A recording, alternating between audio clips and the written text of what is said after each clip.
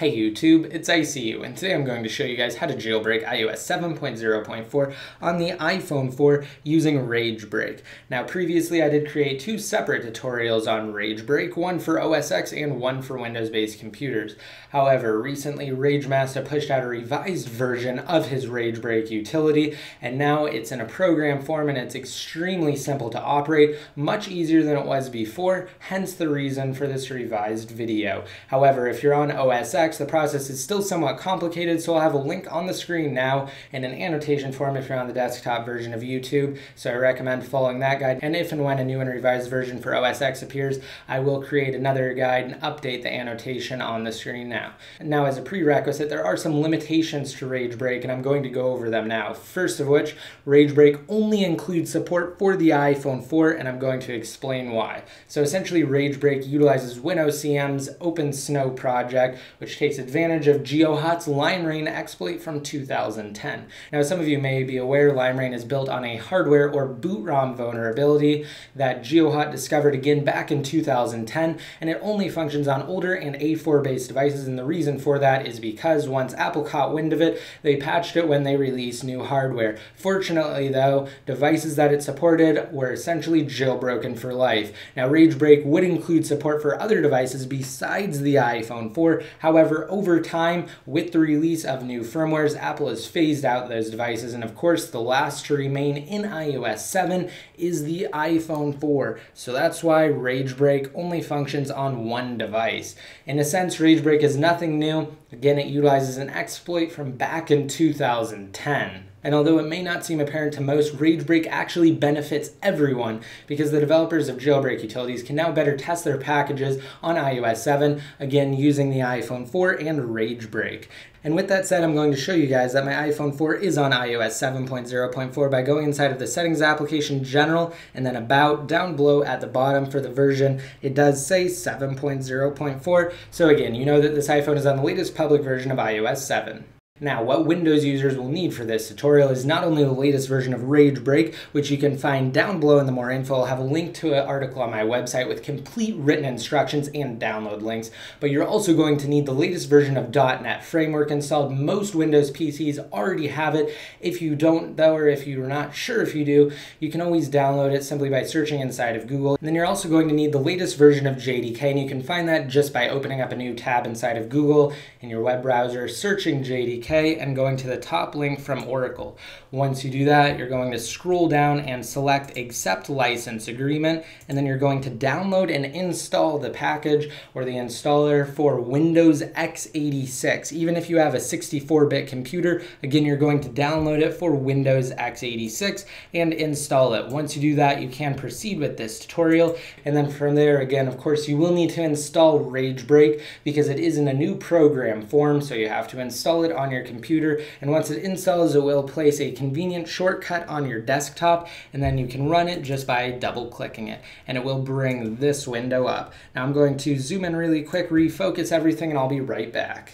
Alright, so continuing with this tutorial, once your iPhone's connected to your computer via a USB cable, you can go ahead and click the top option inside of the main menu of RageBreak to jailbreak. Once you do that, it's going to bring up a DFU mode prompt. So you're going to enter DFU mode by holding down the home and power buttons together on your device for a total of 10 seconds. Once that 10 seconds is up, you can release the power button and continue holding the home button for another 10 to 15 seconds.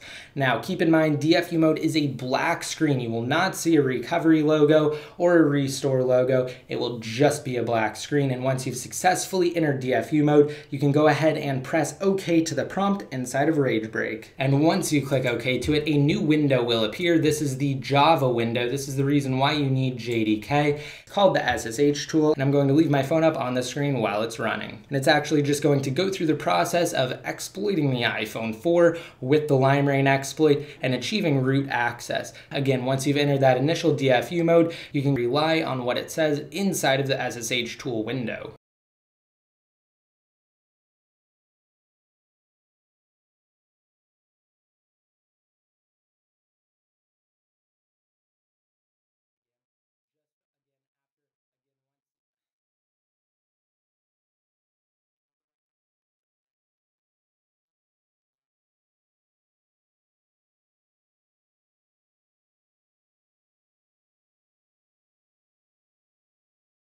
And once it says almost there, it will complete shortly. Again, I have an Apple logo and what looks like a loading bar down below at the bottom. That's fine, you want that. And then once you get to that stage, you can proceed. Now you're going to leave the SSH tool window up. Do not close out of it yet. That is crucial. You are going to have to close out of it soon, but for now, leave it open and click OK to the prompt inside of RageBreak, and you will have another window pop up here. I'm going to drag this over, and nothing really will happen on your iPhone yet. However, soon the recovery logo should appear. And now it's just sending all of the required jailbreak files.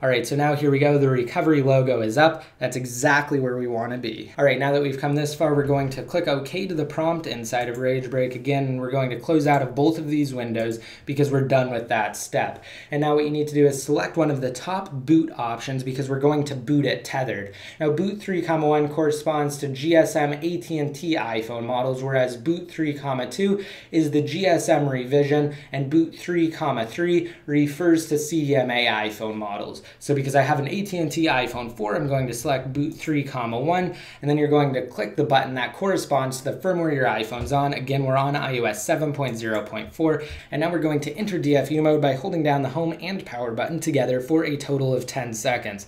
And once that 10 seconds is up, you can release the power button and continue holding the home button for another 10 seconds. Again, keep in mind that DFU mode is just a black screen. And once 10 seconds have passed, you can go ahead and click OK to the RageBreak prompt again, and it will just bring up this other window here to exploit the iPhone with LimeRain and to boot it tethered. So again, like I said before, I'm going to leave the iPhone up on the screen so you can see approximately how long it should take, and also note that this is different than past versions of RageBreak in the sense that you will not have Cydia once it reboots. You're going to have to leave it unlocked once it does and wait for about what could be 3 to 5 minutes. Once you do that, it will reboot to the recovery logo, and you'll need to boot tethered again.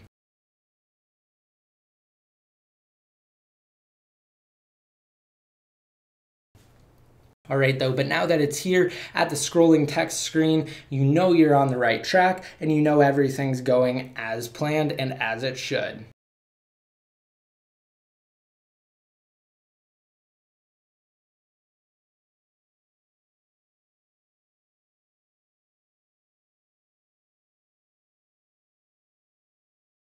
All right, here we go. We have the Apple logo, and it should come to the lock screen in just a second. I'm going to unlock it just to show you guys again that I do not have Cydia, and you're going to leave it unlocked until it reboots. You can actually really be at any screen. It doesn't really matter so long as you don't shut your iPhone off. So again, I'm just going to leave it on, and it should reboot by itself and go to the recovery screen. So I'm just going to leave it up here to show you guys that again, it should auto reboot on its own.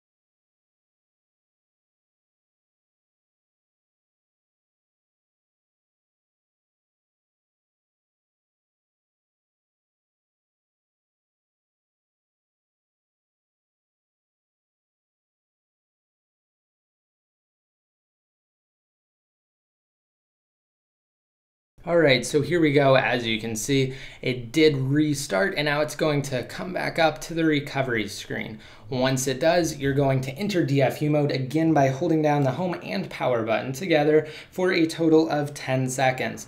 Once that 10 seconds is up, you can release the power button and continue holding the home button for another 10 seconds. And then once you're in DFU mode again, you're going to have to boot tethered. And you will also have to do this every time your iPhone reboots, hence the term tethered jailbreak. All right, so now that we are on DFU mode, again, I'm under the boot 3,1 section because I have a GSM, AT&T, iPhone 4, and I'm going to click 7.0.4 because again, it's running the latest public firmware. And then from here, we're going to click OK because we're already inside of DFU mode and it's just going to go through the same process that it went through before. Exploit the device with LimeRain and boot tethered.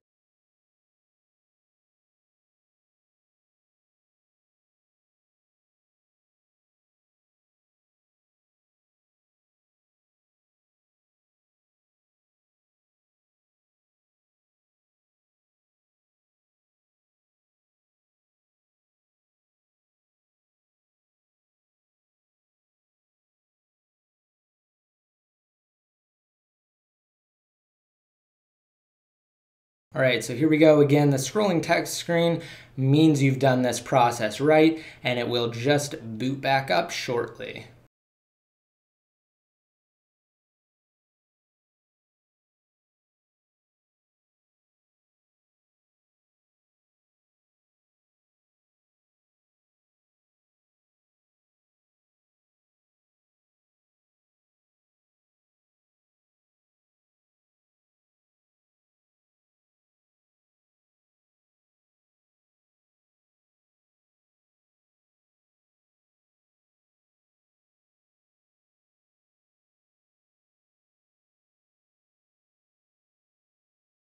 All right, so here we are. Also, I just want to mention something else about this new version of RageBreak is that every time after you boot tethered, it will respring. So I'm just going to click inside of Cydia here and it will respring shortly. And then I'm going to show you guys some other things inside of Cydia once it comes back up.